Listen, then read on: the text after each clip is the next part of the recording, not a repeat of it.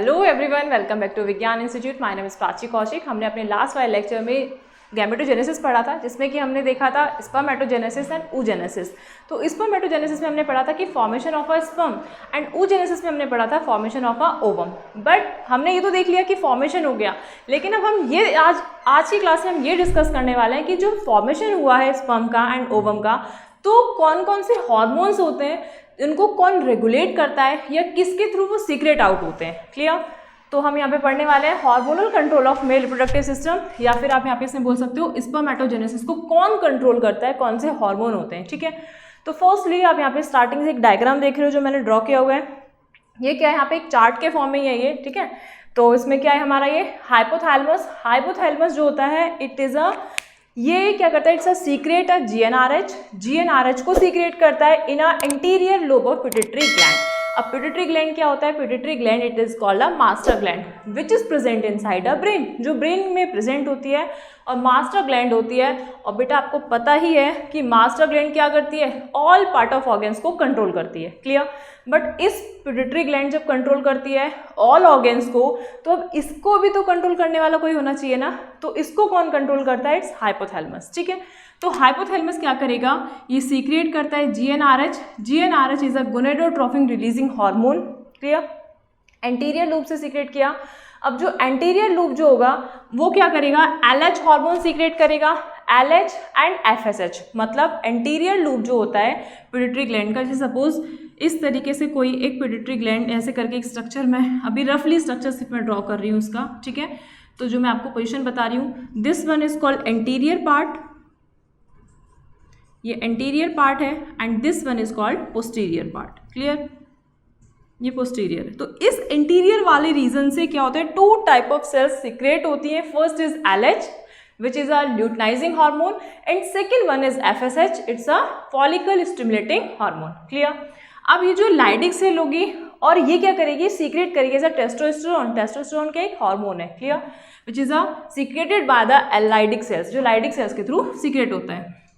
And Sertoli cell, Sertoli cell क्या होता है, ये स्टिमुलेट करती है स्पर्मेटोजेनेसिस। अब स्पर्मेटोजेनेसिस आता है, स्पर्मेटोजेनेसिस हमने क्या पढ़ा था कि formation of a sperm, formation of a sperm. अब स्पर्म का हमने फॉर्मेशन देखा था, बट कहाँ से स्पर्म का फॉर्मेशन हो रहा था, from the primordial germ cell से।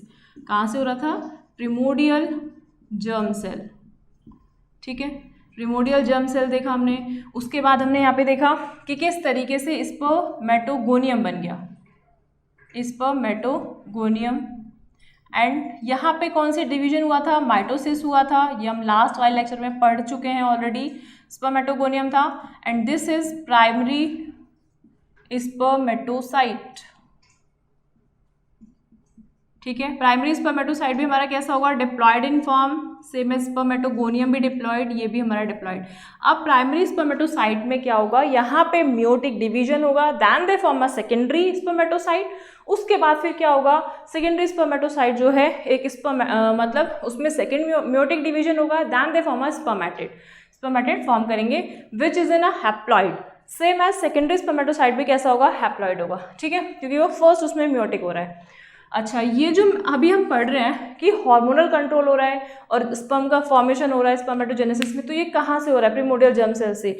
लेकिन ये जब होता है at the time of puberty in a male में, अभी हम इसमें दोनों में डिफरेंस देखेंगे कि जो स्पर्मेटोजेनेसिस है वो at the time of puberty के टाइम प्रिमोडियल जर्म सेल्स में डिवीजन होता है, स्पर्मेटोगोनियम बनाती है, प्राइमरी स्पर्मेटोसाइट बनाती है, एंड देन फिर सेकेंडरी स्पर्मेटोसाइट बनाती है। ठीक है, सेकेंडरी बनाने के बाद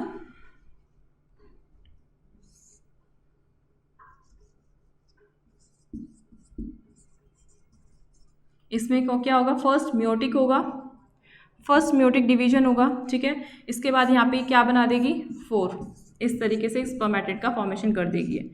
ये भी यहाँ पे भी हमारा सेकेंड स्पर्मेटोसाइट होगा, और यहाँ पे एक अलग से क्या बनेगा, एक पोलर बॉडीज का फॉर्मेशन हो जाएगा। ठीक है, ये स्पर्मेटिड बन गया। ये हमने लास्ट में पढ़ ही लिया था कैसे कैसे फॉर्म हुआ, अब उसकी प्रोसेस को क्या कहते हैं। ठीक है, ये हमने लास्ट में डिस्कस किया था। तो बस आपको इसमें ये ध्यान रखना है कि जो मेल में होगा, मेल में जो हार्मोनल कंट्रोल की जो प्रोसेस होगी वो at the time of puberty के टाइम स्टार्ट होगी। उसी टाइम पे जो सेल्स होंगे उसमें डिवीजन कॉज्ड होगा, then primary spermatocyte and secondary spermatocyte का फॉर्मेशन होगा, उसी से फिर स्पर्म का फॉर्मेशन होगा। ठीक है, तो यहाँ पे सर्टोली सेल क्या करेंगी, स्पर्मेटोजेनेसिस को फॉर्म करेंगी, स्टिमुलेट करेंगी, एंड अदर फंक्शन इसका क्या होगा कि कुछ हार्मोन्स को इनहिबिट करेंगी। अच्छा, इसमें यहाँ पे मैंने लिखा हुआ है कि स्टिमुलेट स्पर्मेटोजेनेसिस, मतलब जैसे हमने जब मेल रिप्रोडक्टिव सिस्टम पढ़ा था तो हमने वहाँ पे सर्टोली सेल देखा था, जिसमें हमने सर्टोली सेल की लोकेशन देखी थी, कहाँ पे वो लोकेट करती हैं, साथ साथ हमने उसका फंक्शन भी पढ़ा था कि सर्टोली सेल जो होती हैं are present inside the region of seminiferous tubule.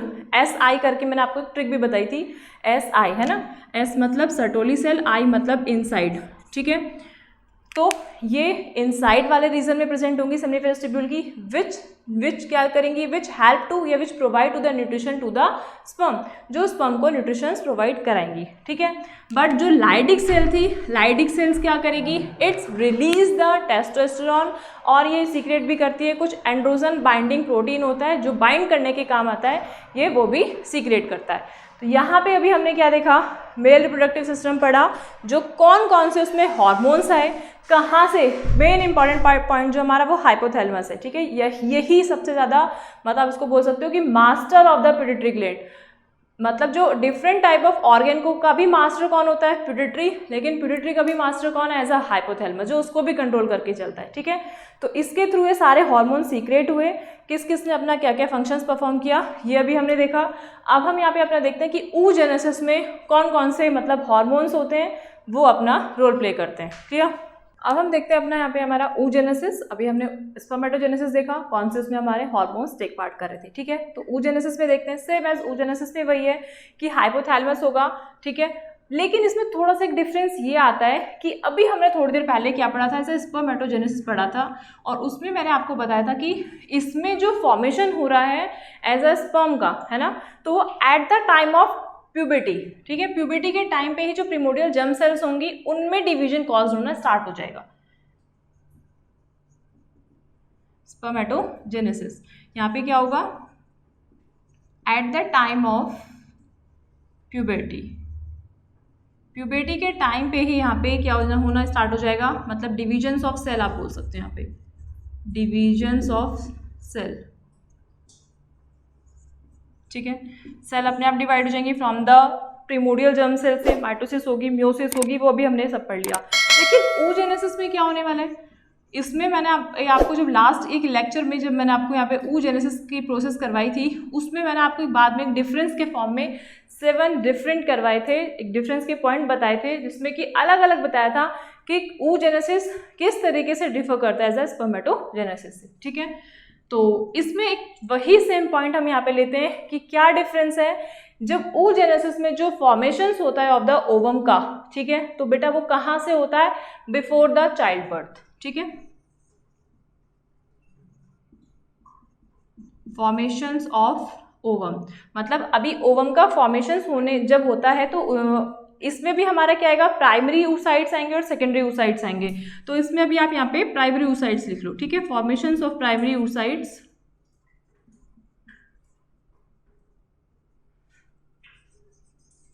Before child birth. इस स्टेज में क्या होता है, जैसे ही जायगोट का डेवलपमेंट होने लगता है एंड और साथ के साथ इसमें हमारा फीटस ग्रो करता है। तो जब फीटस ग्रो करता है, जब सेक्स डिटर्मिनेशन हो जाता है, दैट मीन्स पता चल जाता है कि जो फीटस है वो गर्ल है या बॉय है। तो बॉय होगा तो उसके टाइम पे जो प्रिमोडियल सेल्स होंगी वो अपने आप में डिवाइड होंगी ही नहीं। ठीक है, वो कब होंगी, वो फॉर्म होंगी या उसमें डिवीजन भी होगा eight the time of puberty के। लेकिन जैसे ही पता चलेगा जो फीटस जो है वो क्या है, एज अ गर्ल है, तो उसमें बेटा क्या होगा, प्रिमोडियल जर्म सेल्स आपस में क्या करने लगेंगी, डिवीजन करने लगेंगी, या प्राइमरी भी आप बोल दो इसमें प्रिमोडियल। ठीक है, primordial germ cells, primordial germ cells में पे डिवीजन हो जाएगा और कहाँ तक पहुँच जाएगा, फर्स्ट माइटोसिस डिवीजन होगा, दैन दे फॉर्म ऑफ, यहाँ पे क्या फॉर्म करेंगे, ये oogonia, गोनियम। जैसे उसमें स्पर्मेटोगोनियम बनाया था जो कि डिप्लॉयड इन नेचर में था, सेम एज यहाँ पे जो प्राइमरी जो प्रिमोडियल जर्म सेल्स हैं वो भी डिप्लॉयड हैं, ऊगोनियम भी डिप्लॉयड होंगी, ठीक है। और यहाँ पे प्राइमरी ऊ साइड भी बेटा कैसा होगा, डिप्लॉयड, ठीक है। ये अभी बिफोर चाइल्ड बर्थ के टाइम पे ही डिवीजन हो रहा है, जिसमें अभी आप यहाँ पे बाद में इसमें देखोगे कि जब eight the time of puberty के टाइम आएगा तो यही प्राइमरी इस ऊ साइड जो है वो कन्वर्ट हो जाएगी किसमें, सेकेंडरी ऊ साइड में, ठीक है, सेकेंडरी ऊसाइड्स में। और साथ साथ यहाँ पे कुछ पोलर बॉडीज आएंगी, हमने भी पढ़ा था यहाँ पे। उसके बाद ये कब बनेगा, जब इसमें यहाँ पे फर्स्ट म्योटिक होगा, क्या होगा इसमें यहाँ पे फर्स्ट म्योटिक डिवीजन, ठीक है। फर्स्ट म्योटिक में 2 बन गए यहाँ पे, एक 1 पोलर बॉडी बन गई, एक सेकेंडरी ऊसाइड बन गया। सेकेंडरी ऊसाइड फॉर्म करेगा यहाँ पे 2 type of cell, first is called, एक तो यहाँ पे क्या आ जाएगी, ये पोलर बॉडी फॉर्म करेगा, पोलर बॉडी। इसके बाद एक यहाँ पे क्या बना देगी, ऊटाइड बना देगी, ठीक है। और ये जो पोलर बॉडी है ये two type of polar body को फॉर्म करेंगी, ठीक है। ये टाइप ए हो गई और यहाँ पे ये टाइप बी पोलर बॉडी हो गई। ये वाला जो डिवीजन है ये eight the time of puberty के टाइम पे चलेगा, बट ये जो मैंने अभी आपको बताया ये बिफोर द चाइल्ड, ठीक है। मतलब जो डिलीवरी होगी उसके पहले ही, जब उसमें एम्ब्रियोजेनेसिस होगा तभी हमारा यहाँ पे क्या होने लगेगा, जो सेल जो है वो डिवाइड होने लगेंगी फ्रॉम द प्रिमोडियल सेल से और कन्वर्ट हो जाएंगी इनटू अ प्राइमरी oocyte में। उसके बाद जब प्यूबर्टी स्टेज आएगी फीमेल में ये होगा। तो अभी हम यहाँ पे देखते हैं कि हाइपोथैलेमस था, हाइपोथैलेमस अभी हम पढ़ कर आए थे, क्या था, it is the master glands of the pituitary gland. Pituitary gland जो होता है वो ऑल पार्ट ऑफ ऑर्गन का मास्टर ग्लैंड होता है, ऑल पार्ट ऑफ ऑर्गन को कंट्रोल करता है। बट इसको कौन कंट्रोल करेगा, हाइपोथैलेमस, ठीक है। It is secreted as a GnRH, same वही था जैसे अभी हमने स्पर्मेटोजेनेसिस में पढ़ा, इसमें भी यही पढ़ेंगे कि ये क्या सीक्रेट करेगा, GnRH, क्या है, गोनेडोट्रोफिन रिलीजिंग हार्मोन, ठीक है। प्यूडिटरी वहाँ पे भी 2 टाइप ऑफ हार्मोन सीक्रेट कर रहा था, first is LH and second one is FSH। तो यहाँ पे भी वही करेगा, FSH एंड LH। LH हमने पढ़ा था यहाँ पे ल्यूटिनाइजिंग हार्मोन, इसके बाद FSH जो था वो क्या था, follicle stimulating hormone, follicle stimulating hormone, ठीक है। इसके बाद ये वाली जो सारी प्रोसेस हो रही है कहाँ हो रही है, ओवरी के अंदर। अच्छा, स्पर्मेटोजेनेसिस में अभी जो हमने पढ़ी थी वो कहाँ पढ़ी थी, जो LH और FSH जो सीक्रेट आउट हो रहे थे by the anterior part of the pituitary gland या anterior loop of the pituitary gland, ठीक है। वो बेटा स्पर्मेटोजेनेसिस वाली प्रोसेस टेस्टिस के अंदर हो रही थी, क्योंकि testis is a primary sex organ, है ना। और यहाँ पे किसके अंदर होगी, ओवरी के अंदर होगी। ओवरी इज अ क्या होगी, ये प्राइमरी सेक्स ऑर्गन होगी, ठीक है। अब ये भी क्या करेगी, ये भी 2 टाइप ऑफ जो गैमेट्स होते हैं, और मतलब एक तो गैमेट्स को प्रोड्यूस करा और एक इसने क्या प्रोड्यूस करा, हार्मोन को, ठीक है। तो इसने यहाँ पे 2 फॉर्म में अपना सिक्रेशंस कराए, फर्स्ट इज ओवा और एग, ठीक है। इसके बाद एक सेकेंड जो इसमें क्या हो गया, ये हार्मोन होते हैं, एक होता है एस्ट्रोजन और एक होता है प्रोगेस्टेरोन। बहुत से बच्चों को एस्ट्रोजन और प्रोगेस्टेरोन में डिफरेंस समझ में नहीं आता, भी मैं आपको डिफरेंस बताऊंगी कि क्या होता है। बट आप यहाँ पे ये ध्यान रखना कि इन फीमेल में FSH और LH दोनों ही कहाँ पे होंगे, ओवरी के अंदर सीक्रेट आउट होंगे, सेम एज मेल में भी वहीं पे टेस्टिस में सीक्रेट आउट होंगे, ठीक है। ये ओवा बनाएंगे और ये एस्ट्रोजन एंड प्रोगेस्टेरोन। मेल में जो हमने हार्मोन पढ़ा था वो टेस्टोस्टेरोन पढ़ा था, इसमें जो हमने हार्मोन पढ़ा है वो एस्ट्रोजन एंड प्रोगेस्टेरोन पढ़ा है। तो अभी हम यहाँ पे डिफरेंस देखते हैं, what is the difference between oestrogen hormone and progesterone hormone. तो इसमें हम देख लेते हैं, बहुत से बच्चे जब ये पढ़ते हैं इसमें डिफरेंस तो उनको लगता है दोनों जैसे फीमेल से तो रिलीज है, और अभी हमने देखा यहाँ पे कौन से हार्मोन से रिलीज हो रही थी, बाय द FSH, एक तो FSH था और एक था हमारा LH, ठीक है। फॉलिकल स्टिमुलेटिंग हार्मोन था और एक था LH। तो इसमें हमारा दोनों के अपने इंपॉर्टेंट क्या क्या फंक्शन है उसको हम देखते हैं। फर्स्ट जो है estrogen refers to as a steroid hormone. ये कैसा है कि ये भी एक स्टेरॉयड हार्मोन है, that is important in the reproductive development in female. जो एस्ट्रोजन हार्मोन होता है वो क्या करता है, जो रिप्रोडक्टिव उसमें डिविजन्स होता है, ठीक है, या फिर उसका फॉर्मेशंस होता है रिप्रोडक्टिव डेवलपमेंट के टाइम पे, तो ये अपना एक इम्पॉर्टेंट रोल प्ले करता है, क्लियर। अब प्रोगेस्टेरोन में देखते हैं यहाँ पे क्या होता है कि progesterone refers to also as a steroid hormone. ये भी कैसा होता है कि स्टेरॉयड हार्मोन होता है that prepare the uterus for the pregnancy. ये क्या करता है, प्रोगेस्टेरोन हार्मोन जो होता है वो प्रिपेयर्स करता है as a uterus for the pregnancy के लिए यूट्रस को प्रिपेयर करता है, ठीक है। ये डायरेक्टली रोल प्ले करता है रिप्रोडक्टिव डेवलपमेंट में, बट ये क्या करेगा, यूट्रस को एज अ प्रेगनेंसी के लिए प्रिपेयर करेगा। सेकेंड पॉइंट में क्या आता है इसमें, produced by the growing Graafian follicles. ये जो होता है, ये क्या होता है, ये जो ग्रोइंग ग्रेफियन फॉलिकल्स होती है उसके थ्रू प्रोड्यूस होता है, ठीक है। बट प्रोड्यूस्ड बाय द, ये क्या होता है, कॉर्पस ल्यूटियम। ये कॉर्पस ल्यूटियम से हमारा प्रोड्यूस होता है एज अ प्रोगेस्टेरोन हार्मोन। अभी आपको एक मेंस्ट्रुअल साइकिल पढ़ाऊंगी, जिसमें कि अभी आप कुछ टाइम पहले पढ़ भी चुके होंगे, आपने देखा भी होगा कि जब कॉर्पस ल्यूटियम होता है उसी में जब हमारी फेजेस होते हैं, ठीक है। First is a menstrual phase, फिर हम यहाँ पे पढ़ते हैं एक हमारा प्रोलिफरेटिव फेज आता है जिसको हम फॉलिकल फेज भी कहते हैं, एंड फिर लास्ट में आता है एक ल्यूटियल फेज। ल्यूटियल फेज जो होता है वो कॉर्पस ल्यूटियम वहीं पर अपना सीक्रेशन करना एक हाई अमाउंट में या उसका इंक्रीमेंट हो जाता है या फिर हाई लेवल पर हो जाता है कॉर्पस ल्यूटियम LH हार्मोन का, ठीक है, जिसके थ्रू प्रोगेस्टेरोन हार्मोन वहाँ पे ज़्यादा हो जाता है। क्लियर। तो ये प्रोड्यूस्ड होंगे कॉर्पस ल्यूटियम के थ्रू, जबकि एस्ट्रोजन हार्मोन जो होंगे वो किसके थ्रू होंगे, एज अ ग्रेफियन फॉलिकल के through. Clear. Secreted by ovary, ovary के थ्रू सीक्रेटेड होंगे प्रियोर टू ओव्यूलेशंस, प्रियोरिटी होगी किसकी, एज अ ओव्यूलेशंस की। Also produced by the placenta during pregnancy. Estrogen hormone जब प्लेजेंटा का फॉर्मेशन हो जाएगा at the time of pregnancy, तो वहाँ से भी ये सीक्रेट आउट होंगे, ठीक है, या फिर आप बोल सकते हो प्रोड्यूस्ड होंगे। क्लियर। थर्ड पॉइंट्स में क्या आता है कि सीक्रेटेड बाय द ओवरीज, ये भी ओवरी से सीक्रेट हो रहे हैं, बट बेटा थोड़ा सा डिफरेंस ये है प्रियोर टू ओव्यूलेशन, ओव्यूलेशन से पहले। जैसे मैंने अभी आपको बताया कि एक देखो, एक रफली यहाँ पे एक स्ट्रक्चर देखते हैं, इसको समझते हैं। एक मेंस्ट्रुअल का ही स्ट्रक्चर है ये, 1 to 5 डेज का होता है, ये 1 से लेके 5 डेज, ये 5 से लेके यहाँ पे 14 डेज, और 14 से लेके ये अगेन यहाँ पे हमारा 28 और 29 की जो साइकिल होती है वो रिपीट हो जाती है, ठीक है।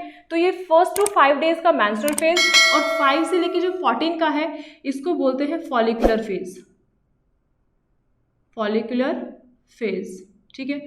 ये फॉलिकुलर फेज हो गया। एंड 14 डेज से लेके 28 का जो होता है ये उसको बोलते हैं ल्यूटियल फेज। क्लियर। ये ल्यूटियल फेज हो गया। तो यहाँ पे जो एस्ट्रोजन होता है वो एस्ट्रोजन हार्मोन क्या होता है, प्रियोर टू ओव्यूलेशन। ओव्यूलेशन यहाँ पे 14 डेज पे कॉज होता है, ओव्यूलेशन होगा यहाँ पे 14 डेज पे कॉज होगा, ठीक है। तो इससे पहले जो होगा वो एस्ट्रोजन हार्मोन्स प्रोड्यूस्ड होगा, while after the ovulation, ovulation के बाद में क्या होगा, प्रोगेस्टेरोन होगा। यहाँ पे यही बोल रहा है कि secreted by the ovaries after the ovulation, जब प्रोगेस्टेरोन हार्मोन इसके बाद रिलीज होगा। Also produced by the placenta during the pregnancy. ये तो पॉइंट सेम ही हो गया, बट डिफरेंस इसमें क्या देखा हमने कि जो एस्ट्रोजन हार्मोन था वो क्या था, बिफोर द ओव्यूलेशन का था। और ओव्यूलेशन को भी हमने समझा कि जब मेंस्ट्रुअल साइकिल पढ़ते हैं तो उसमें हमारे कुछ फेजेस आते हैं, तो जो 14 डेज जो पीक डेज होता है उसको बोलते हैं ओव्यूलेशंस, ठीक है, जहाँ पे जो सेकेंडरी oocyte होता है वो फुली मैच्योर हो जाती है। Clear. And it's produce a ओवा, ओवा को प्रोड्यूस करती है, तो उस फेज को कहते हैं ओव्यूलेशन। तो ये ओव्यूलेशन हो गया। यहीं पे इससे पहले वाली कंडीशन पे एस्ट्रोजन हार्मोन रिलीज होंगे बाय द ओवरी, एंड प्रोगेस्टेरोन में क्या होगा, आफ्टर द ओव्यूलेशन के टाइम पे रिलीज होंगे, ठीक है, from the ovary. Fourth point देखते हैं इसमें हमारा कि involve in the formations and maintenance of secondary sexual character.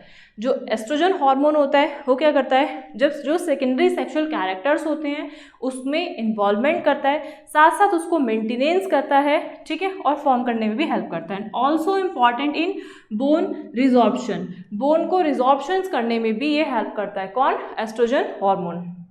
यहाँ पे इसमें क्या आता है, ये हमारा इसमें कि सीक्रेशंस होगा हमारा ये LH के थ्रू, ये वाला जो हमारा सीक्रेशन LH में होगा, ठीक है। अच्छा, इसमें एक यहाँ पे वाला पॉइंट रह गया, इसमें फोर्थ, इसमें जो सीक्रेशन होगा, सीक्रेशन इज रेगुलेटेड बाय, ये FSH के थ्रू हो जाएगा। क्यों, क्योंकि यहाँ पे अभी हमने पढ़ा कि बिफोर हमारा ओव्यूलेशन हुआ, तो जब बिफोर ओव्यूलेशन हुआ तो यहाँ पे हमारा फॉलिकुलर फेज है, तो ये फॉलिकुलर फेज है, तो यहाँ पे क्या होगा, FSH के थ्रू ये रेगुलेटेड होगा, ठीक है। और ये कैसे रेगुलेटेड होगा, ये रेगुलेटेड होगा बाय LH। LH मतलब यहाँ पे अब ये कॉर्पस ल्यूटियम आनी स्टार्ट हो जाएगी या ल्यूटियल फेज, तो ये रेगुलेट होगा प्रोगेस्टेरोन ल्यूटियल फेज से, और एस्ट्रोजन होगा वो होगा हमारा FSH, ठीक है।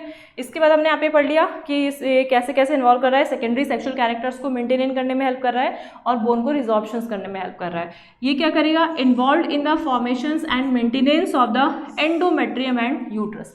मतलब जो एंडोमेट्रियम होती है, वॉल ऑफ द यूट्रस, जब फीमेल रिप्रोडक्टिव सिस्टम पढ़ा था तो हमने उसमें 3 मेम्ब्रेन पढ़ी थी। First is perimetrium, second one is myometrium and last is endometrium पढ़ी थी। तो एंडोमेट्रियम इनर मेम्ब्रेन होती है ऑफ द यूट्रस, ठीक है, जिसमें क्या करता है, उसको मेंटेनेंस करने के काम आता है कौन, प्रोगेस्टेरोन हार्मोन।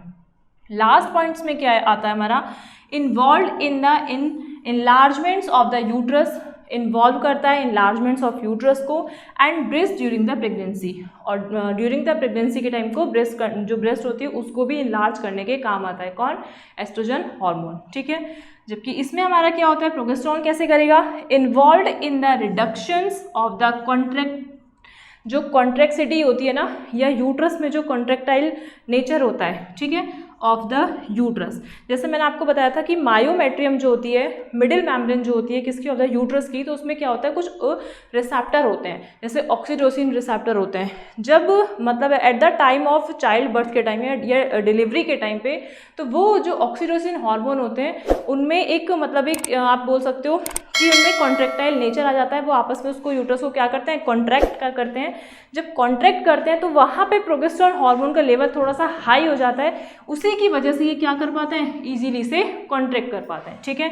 तो इन्वॉल्व इन द रिडक्शंस, मतलब रिडक्शंस होगा, दैट मीन्स थोड़ा सा कम हो जाएगा, reductions of contractile of the uterus and stimulate the growth of the mammary gland. Mammary gland को क्या कर देंगे, स्टिमुलेट करने का काम करते हैं, कौन कर देते हैं, प्रोगेस्टेरोन हार्मोन।